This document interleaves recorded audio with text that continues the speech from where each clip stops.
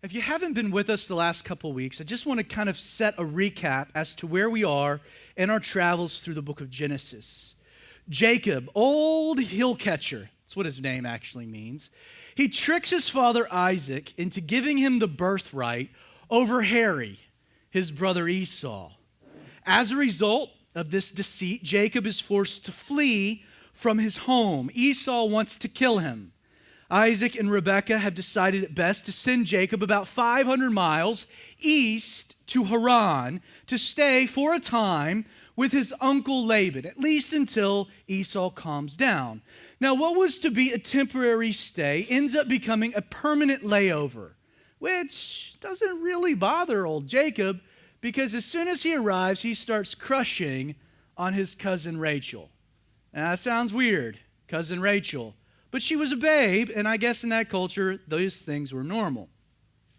Now, because Jacob obviously needs a place to stay, ultimately he wants to marry Rachel. He and Laban reach an agreement, an accord. Jacob, because he has no money, will spend 7 years working for Laban for free in order to satisfy the dowry so he can ask for Rachel's hand. Now, on the wedding night, 7 years later, Laban swindles Jacob into marrying not Rachel, whom he had worked for, but Rachel's ugly older sister, Leah. Tragically, Jacob wakes up, rolls over. He thought he married the beauty. It dawns on him he's married the beast. And instead of just trusting the providence of the Lord, instead of trusting that God was in control, Jacob makes a mistake. He decides to retroactively work another 7 years for Rachel's hand as well. Now, as a result of having these sister wives, Jacob's home is filled with dysfunction. Though the text tells us that Jacob loved Rachel, Rachel had a problem. She was barren, unable to provide children. In contrast, Leah, a woman not loved by her husband, who deeply desired a connection, desired affection.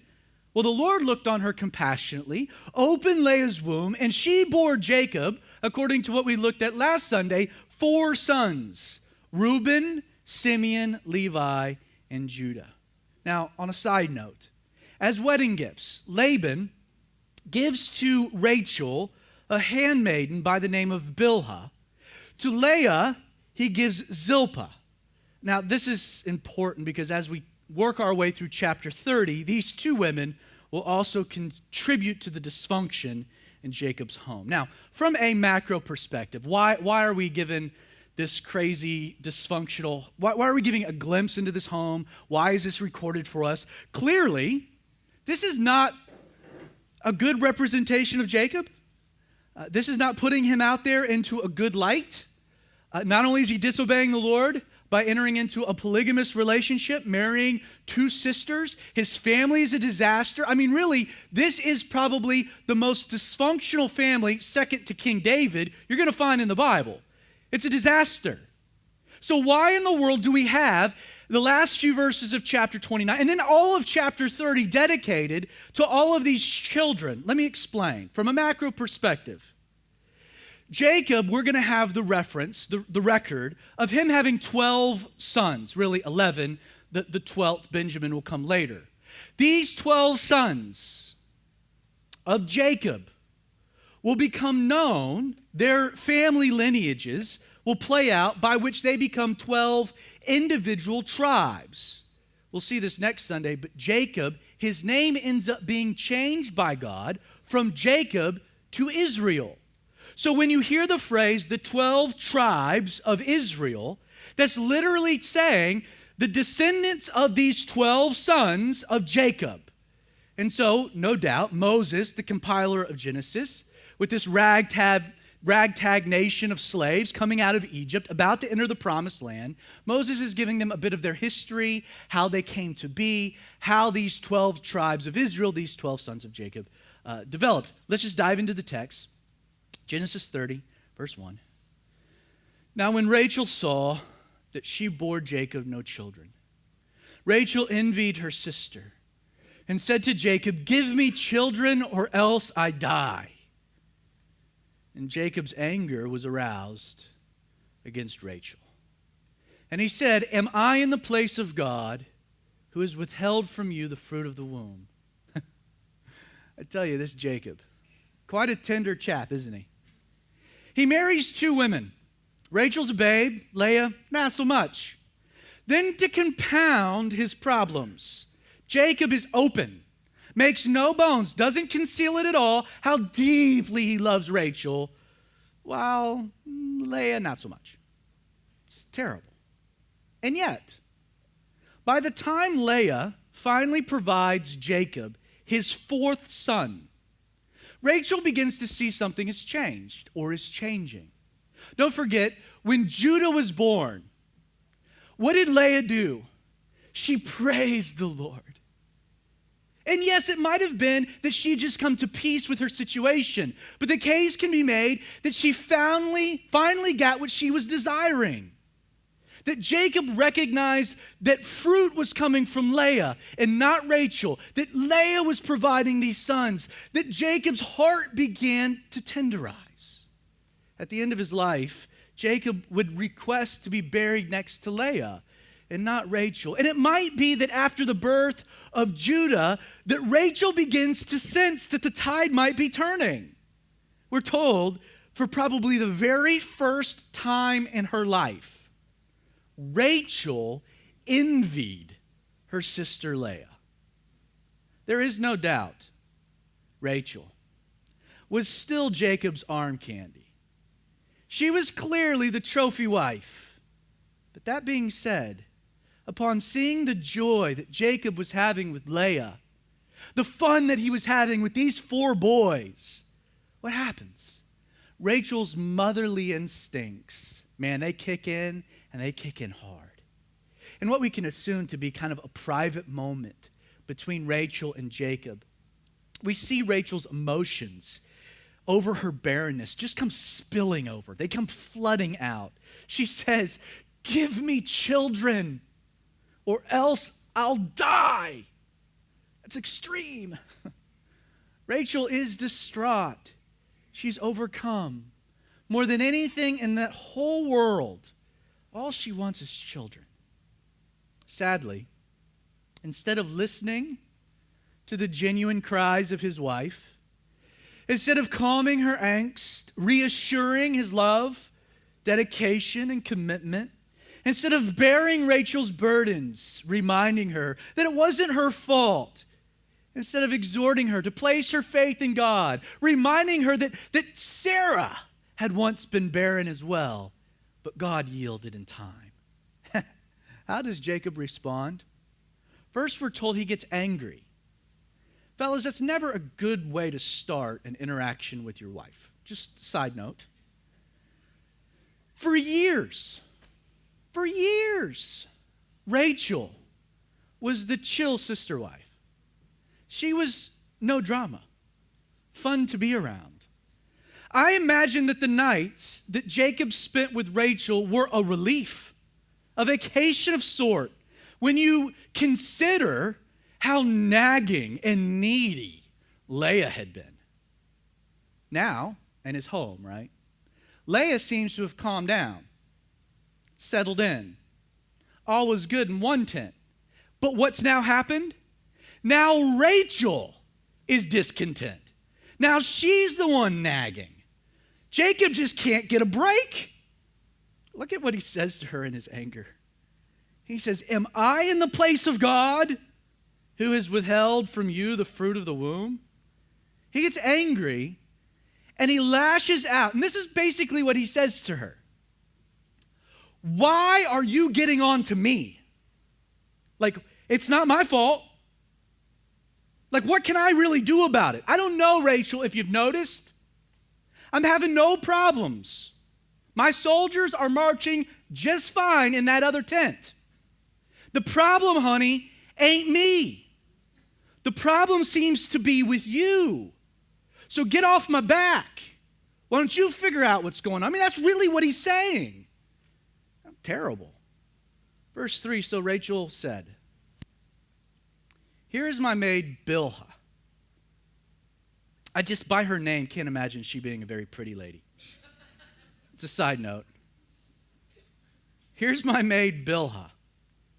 Go into her, and she will bear a child on my knees, that I also may have children by her. Then she gave him Bilhah, her maid, as wife, and Jacob went into her. And Bilhah conceived and bore Jacob a son. Then Rachel said, God has judged my case. He has heard my voice, given me a son. Therefore she called his name Dan. Now we've noted this before, but this practice of having a surrogate, it wasn't abnormal. And keep that in mind. Even in today's culture, if a woman is unable to have a child, it was a customary, normal process by which a surrogate would step in. Now note, the child that Bilhah would have would be legally or technically Rachel's child. Jacob would consummate with Bilhah, but legally Dan would be Rachel's, this fifth son. Well, verse 7, Rachel's maid Bilhah conceived again, bore Jacob a second son. Then Rachel said, with great wrestlings I have wrestled with my sister, and indeed I have prevailed. So she called his name Naphtali. The first go around is successful. Rachel is like, let's do it again. Jacob is like, sweet. Sleeping around in my home. My wife is okay. I don't know. He obliges. Has a sixth son. Notice though, Rachel's reaction to the good news, right? She says, with great wrestlings, I have wrestled with my sister. And then she says, I have prevailed. Like, there is no doubt a very deep, toxic fissure has grown between her and her sister. I mean, they're in a competition, vying for Jacob's affections. This is not good. It's actually going to get worse. Verse 9, so when Leah saw that she had stopped bearing, she took Zilpah, her maid, and gave her to Jacob as wife. And Leah's maid Zilpah bore Jacob a son. Then Leah said, a troop comes. So she called his name Gad. That had to have been a fat baby. And Leah's maid Zilpah bore Jacob a second son. Then Leah said, I'm happy, for the daughters will call me blessed. So she called his name Asher. Seeing Rachel's now catching up, right, on the baby front, the competition, figuring she's no longer able to conceive herself, Leah steals a page from Rachel's book, offers her handmaiden as well. Jacob gives birth to sons 7, Gad, and 8, Asher. Now, Reuben, verse 14, went in the days of the wheat harvest and found mandrakes in the field and brought them to his mother Leah. Then Rachel said to Leah, please give me some of your son's mandrakes. But Leah said to her, is it a small matter that you've taken away my husband? Would you also take away my son's mandrakes? Kind of weird, right? And Rachel said, therefore, Jacob will lie with you tonight for your son's mandrakes. Like, can't you feel the relational strain, the animosity? It's almost like the tension is so deep, like you could cut it with a knife. According to the text, Reuben, who's probably a middle schooler by this point, Jacob's firstborn son with Leah. It's the wheat harvest. He's out helping in the fields. We're told that he stumbles upon some mandrakes in the field, and he brings these mandrakes to his mother Leah. Now, the reason that this is significant is that mandrakes, more specifically, the root of the mandrake, which was a plant indigenous to the Mediterranean, this root was widely seen in ancient cultures as being medicinal. As a matter of fact, it was used in a lot of sense to treat infertility. And so, Reuben is out in the field, stumbles upon what is a prized possession, these mandrakes, pulls up the plant, gets the root, runs them back to his mother. This son's taking care of his mom. His mom's unable to have kids right now. He's thinking this will make mom happy. This will take care of the situation. Like Reuben's taking care of his mother. But Rachel catches word that Reuben has brought Leah some mandrakes. And, well, naturally, she wants in on the action to treat her infertility as well. Now don't forget, Leah has had sons. Rachel still, by this point, has not been able to conceive on her own without the aid of a surrogate. She's desperate. She's begging her sister. Think of it as medicine.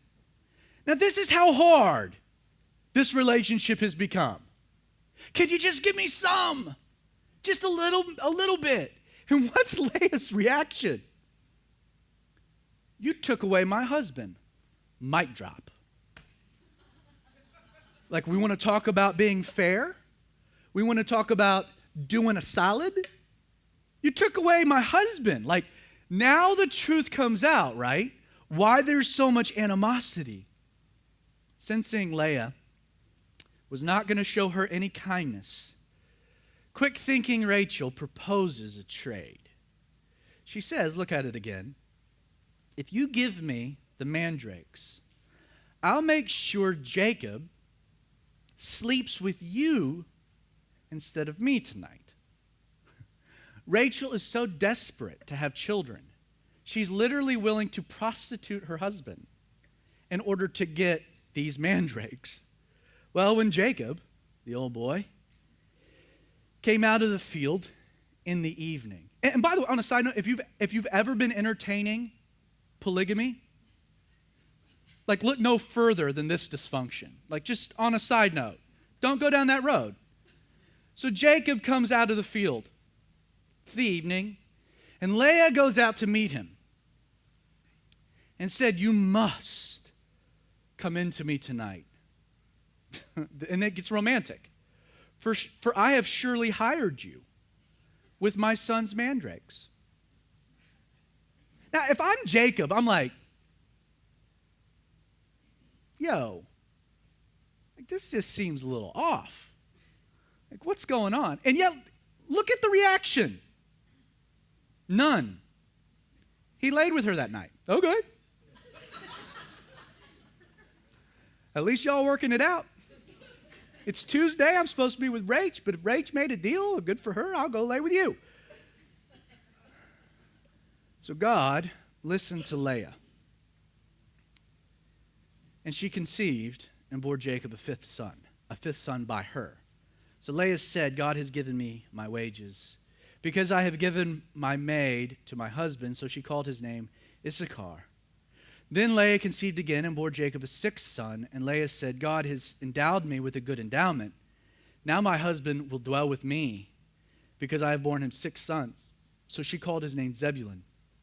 Afterwards she bore a daughter and called her name Dinah.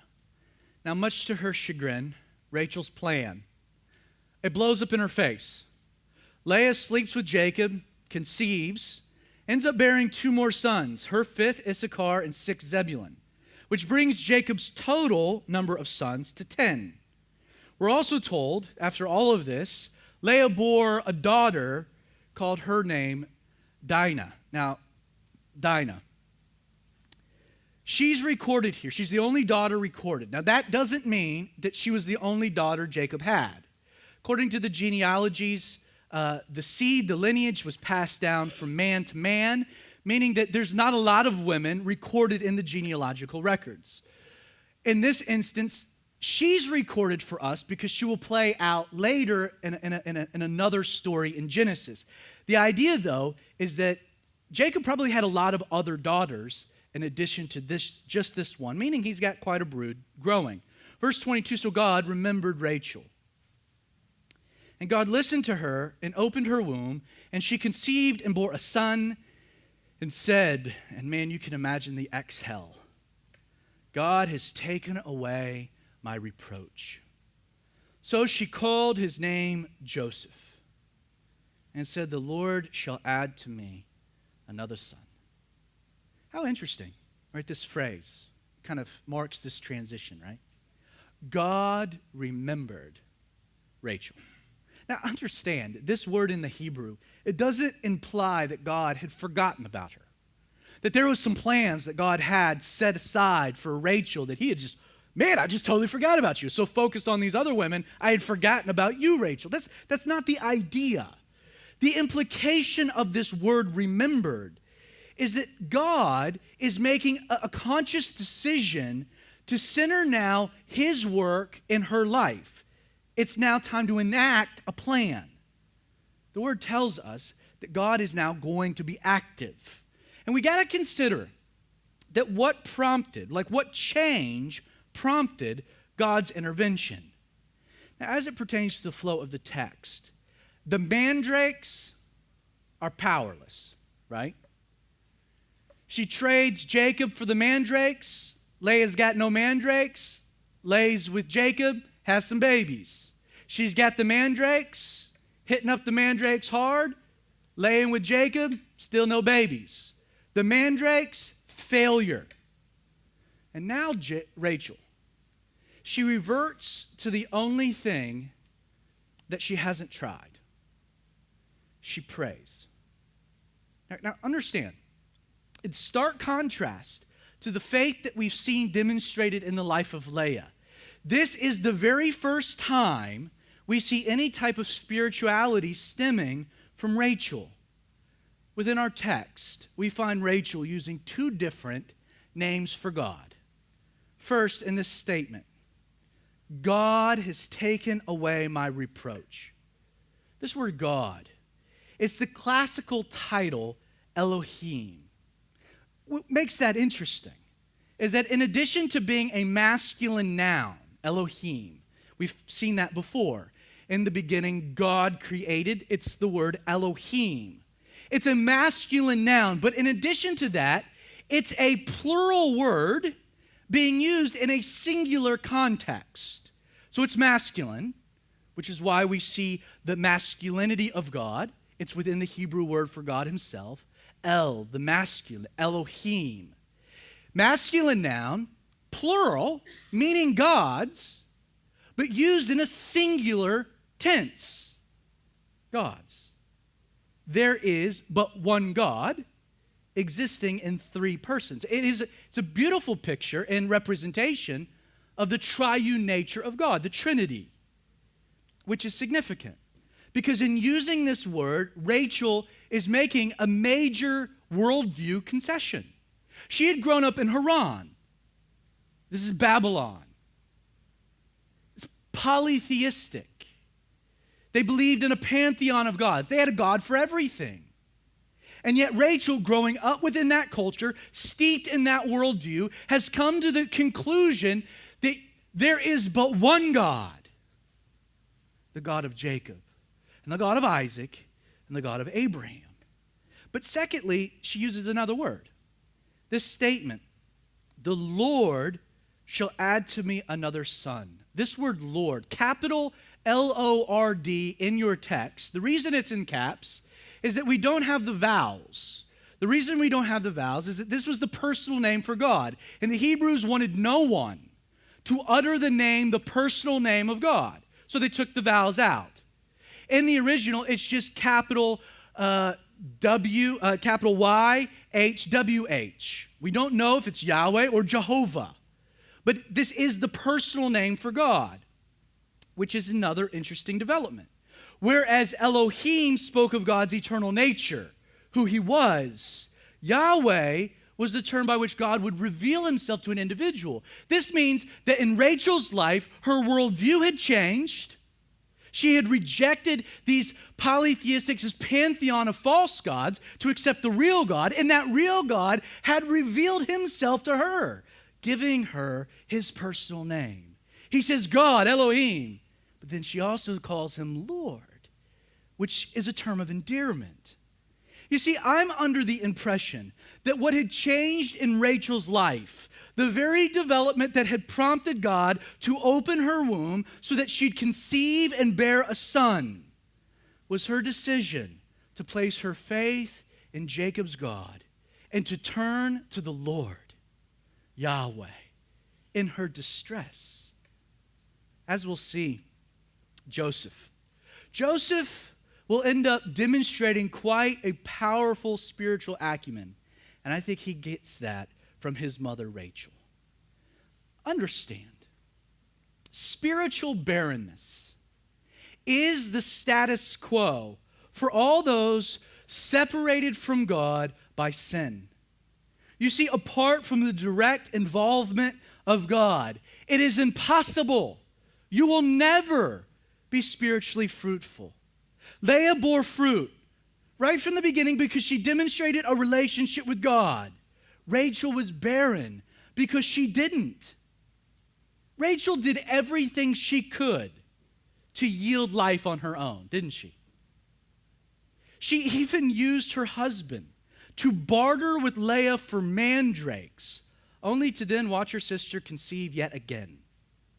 Maybe it was in this moment that Rachel came to recognize it wasn't mandrakes.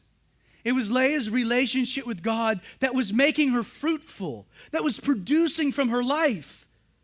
Leah conceived, not because of some magical root, but on account that God listened to her. Friend, if your life is fruitless, if you aren't seeing a greater godliness emerge, if you aren't seeing the development of spiritual vitality, if you aren't growing more and more into the image and likeness of Jesus, if you feel stagnant, if you feel stale, if you feel stuck, if you feel barren, please, this morning, reject the mandrakes of religious moralism that peddle things for you to do to remedy the problem instead of appealing that you would cry out to the God who listens.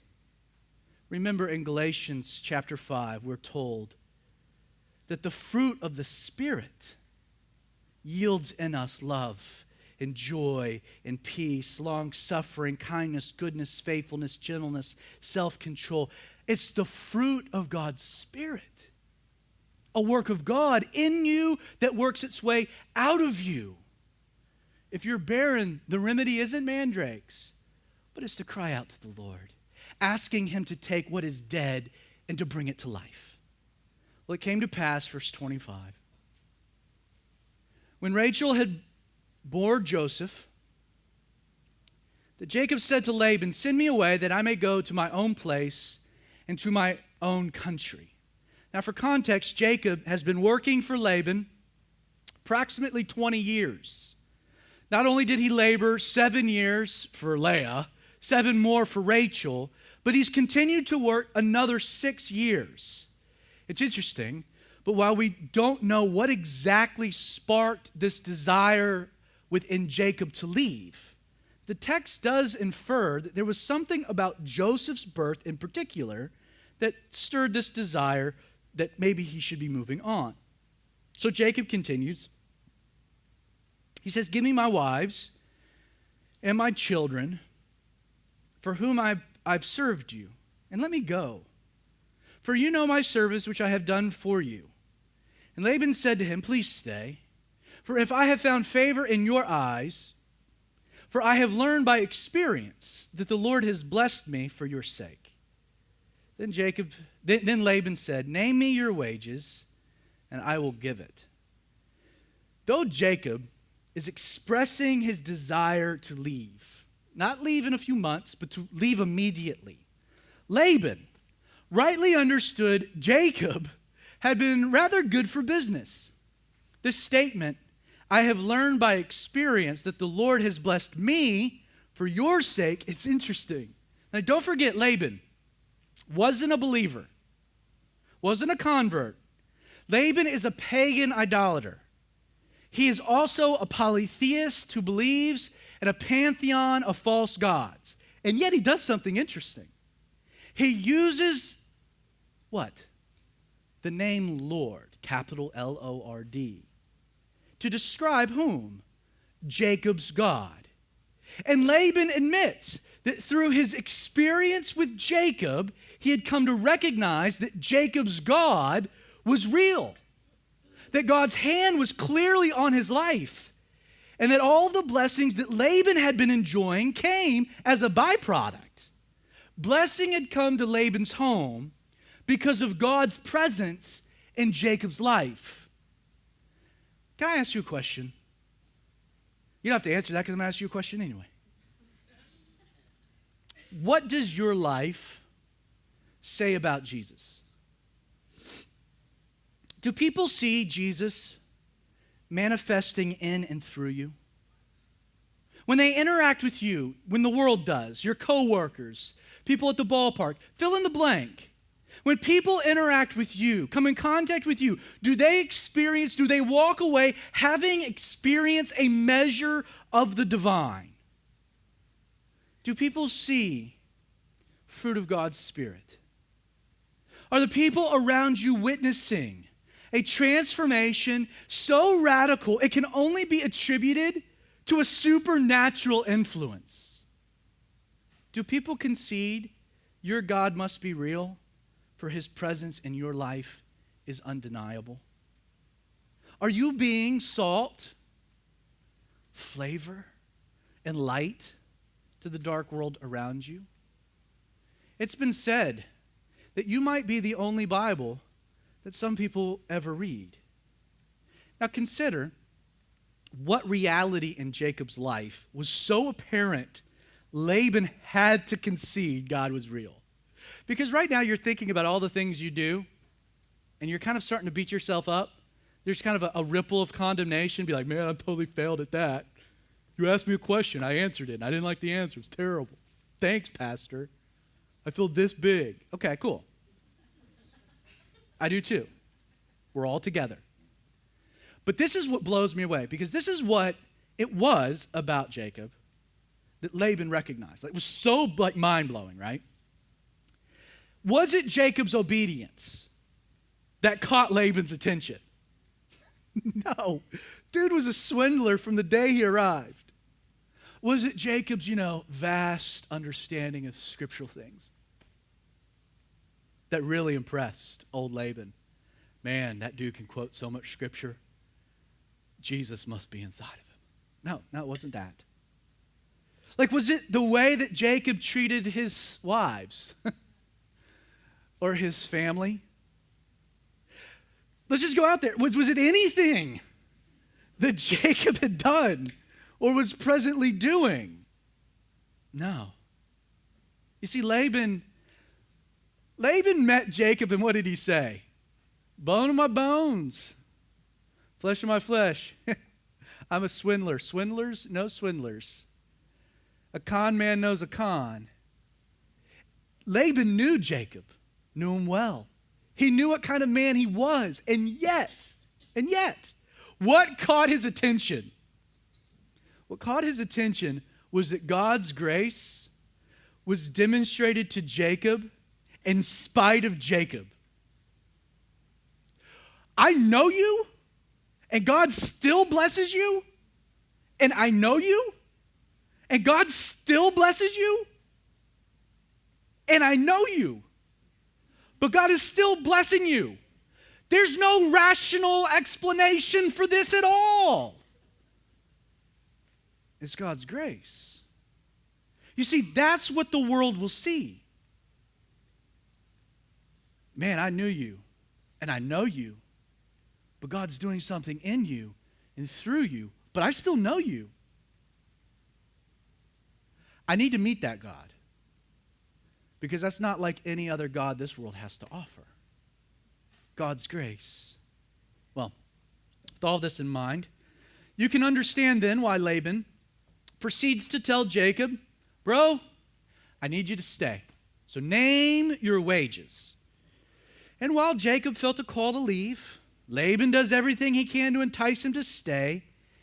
And the irony, right, is that this is not the first time Laban has offered Jacob a name your own price proposition. If I had been Jacob and Laban's like, name your wages, I'd be like, I've been there, done that, no thank you. That got me stuck with Leah. And yet, Jacob's like, I got this guy right where I want him. So Jacob said, you know how I have served you, how your livestock has been with me.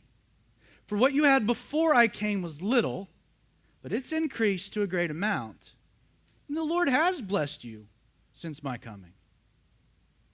And now, when shall I provide for my own house?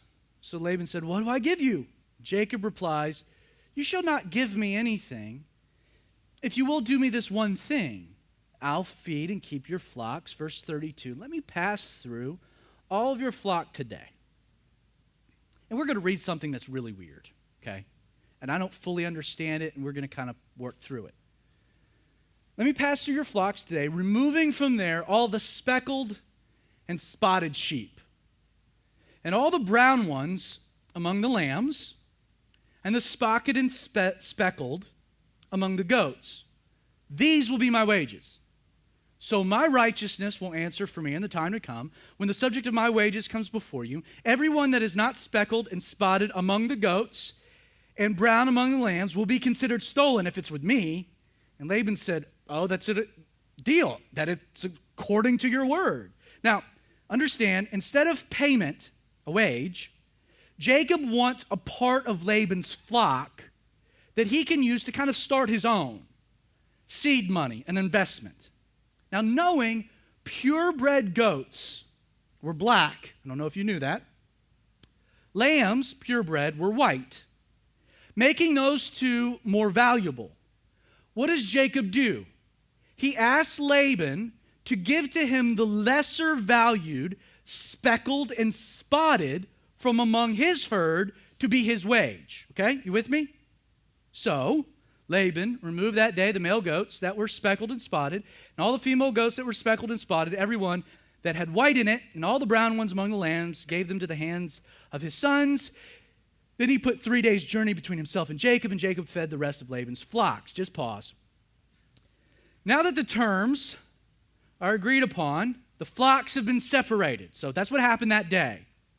The terms, it seems, stipulated that Laban's sons, so the sons of Laban's, Jacob's nephews, would take care of his flock of speckled and spotted. And they were removed a 3 days' journey, so they were separated. Jacob would continue to spend his time, his focus, on caring for Laban's flock of purebreds, okay? You with me?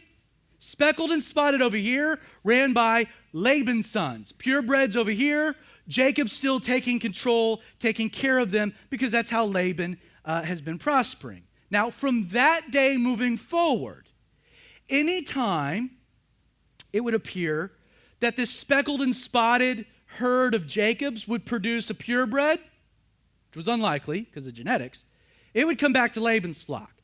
But anytime in Laban's flock of purebreds, an offspring would get yielded that was speckled and spotted, so it wasn't pure, it would be sent to Jacob's. Okay, so there's a back and forth that's happening. Now, keep in mind, what this incentivizes Jacob to do is to figure out some way to get these purebreds to produce not so purebreds, these speckled and spotted.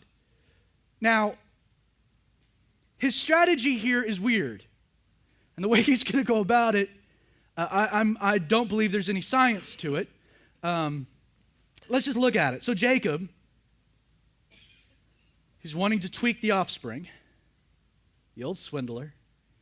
He took for himself rods of green poplar and of the almond and chestnut trees. He peeled white strips in them, exposed the white which was in the rods. Duh, right? And the rods which he had peeled, Jacob set before the flocks in the gutters, which is the watering troughs, where the flocks came to drink, so that they should conceive when they came to drink. So maybe there's an aphrodisiac of some kind within these strips of trees. So the flocks conceived before the rods, and the flocks brought forth streaked, speckled, and spotted. Then Jacob separated the lambs and made the flocks face towards the streaked, and all the brown in the flock of Laban, and he put his own flocks by themselves and did not put them with Laban's flock. It came to pass, whenever the stronger livestock conceived, that Jacob placed the rods before the eyes of the livestock in the gutters, that they might conceive among the rods. But when the livestock were feeble, he did not put them in. So the feebler were Laban's, the stronger Jacob's. Thus the man became exceedingly prosperous, had large flocks, male and female servants, camels, and donkeys. Now,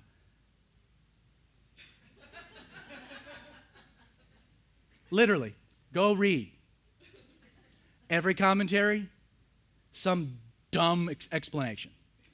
Like I don't know. If you're into farming and you're like, I've been using that trick for years, then sweet. I don't know. Now, what I can say is that obviously Jacob wants these purebred goats and sheep to yield speckled and spotted offspring so he can keep them. Not only did he believe that placing these branches into the watering troughs seemed to increase the results he desired, but then he employs selective breeding to accomplish his aim as well. Regardless of how any of this worked or doesn't work scientifically, the chapter does end with Jacob clearly experiencing the blessings of God. Look at it. He's been blessed with 11 sons. He's been blessed with an untold number of daughters. But we read, quote, the man became exceedingly prosperous. In the ancient Hebrew, this verse reads, the man burst out exceedingly. In closing, please consider the overall arch of Jacob's story. Because I think this gives us some context to what's really going on here. Why this is included in the text. Though chosen by God from birth to receive the birthright, Jacob still felt inclined, didn't he, to purchase it from Esau when he was dying of hunger for a bowl of soup. Jacob was ordained by God to receive the blessing. But what did Jacob do? He hatched a deceitful plot with his mother to steal it from his father anyway. While we can assume that God had a wife in mind for Jacob, instead of trusting the Lord to provide, he ends up deciding he's going to earn one, work for one. 7 years of hard labor from Laban. And when that plan took an unexpected turn, Jacob still failed to see the providential hand of God and foolishly chooses to labor another 7 years so he can marry Rachel in addition to Leah. Though it's likely that God wanted to bless Jacob with many sons, instead of letting God work God's way and in God's timing, what does Jacob do? He capitulates to feuding wives, sleeps around with 4 women, which only compounds the dysfunction within his own home.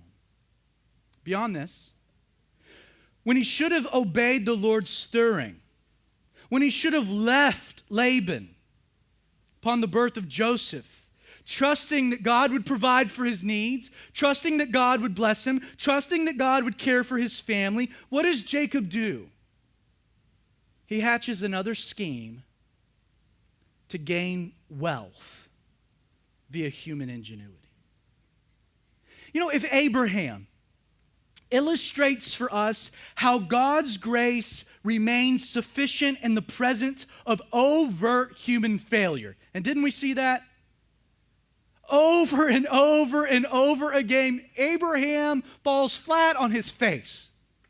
He fails more than he succeeds. And yet God still remained faithful because of his grace. And if that's what Abraham's life communicates, the big picture, then Jacob illustrates how God's grace remains sufficient in the presence of unnecessary human involvement. In a sense, Jacob represents religion. Let me define religion. Religion is a human scheme to earn the blessed life that God intends to bestow via the mechanism of his grace. Religion gives you a ladder to climb in the pursuit of pleasing God. When grace is a tree on Calvary upon which God climbed down from heaven and allowed himself to be nailed to let you know he loves you. Religion is what you can do to earn when it's all about a relationship. What God has done to demonstrate, it's much different. Don't forget, this point had been the entire purpose of the dream that Jacob had been given at Bethel. God was trying to tell Jacob that he didn't need to strive to attain the blessing that God wanted to give him. Jacob was sound asleep and he sees this ladder. And upon this ladder at the top, there's God and there's angels ascending and descending. Jacob, just relax. Trust me. Chill out. Quit getting in my way, man. Let me do my thing. See, tragically, the notion that God didn't need Jacob's help to accomplish his will in his life was something that Jacob still, even at this point, can't understand. There's a prophecy when he's born. It's the birthright. He buys it anyway. The blessing, it's yours. He tricks his dad into attaining it anyway. Everything he's doing, God's like, I want to bless you. And he's like, I got it, God. Cool. You and me, tag team, dynamic duo. It's stupid. It's stupid. Okay, quick analogy of how stupid it is. I love basketball. I love watching basketball. I'm not real big into physical exertion. I'm 5'8" and white and have about a 2.5-inch vertical. But I can tell you this. I can tell you this right now. You ready? If it's me and LeBron James playing 2-on-2, we'd take on any of you and win. Right? Now, how silly would it be, me and LeBron taking on you, for me to be like, LeBron, I got this. Clunk, right? No, like, we'll win. It's ours. The victory's ours. But what's my only job? Literally not to move. It's to take the ball and be like, to LeBron. So he can like 360 tomahawk slam over top of you. And then I'm like, yeah, we did that. You know, I mean, I'd be racking up a lot of assists. I'm just saying. Like, what Jacob is doing here is like, God's like, I've got the win for you, man. It's you and me. I'm going to do this. There should be way more of me and not much of you. Just relax. Just relax. You see, Jacob, he couldn't get it through his mind yet that God didn't need his help. And while at this point in our story, there is no doubt that God has blessed Jacob in spite of him and not because of him. And I love the fact, C.H. Mackintosh wrote, the more man sinks, the more God's grace rises. And ain't that a glorious truth? But here's the other truth that we should not fail to recognize this morning. Because Jacob can't let go and simply let God work, his life, while blessed, is a complete mess. Do you understand that? Unnecessarily, it's a mess. Jacob has ruined his relationship with his brother Esau. He's alienated himself from his mom and dad. He's been forced to flee the promised land. He's created a totally dysfunctional home life. As we'll see next Sunday, he eventually tarnishes his reputation with Laban. Friend, while it's true your life is blessed because God's grace always remains sufficient, you can minimize the messes if you stop trying so hard. Stop trying so hard to be the person only God can make you. Please understand, God doesn't need your help. And if you, via pride, choose to wrestle with God, as we'll see next Sunday, God is more than willing to wrestle right back. So, Father, it's with that word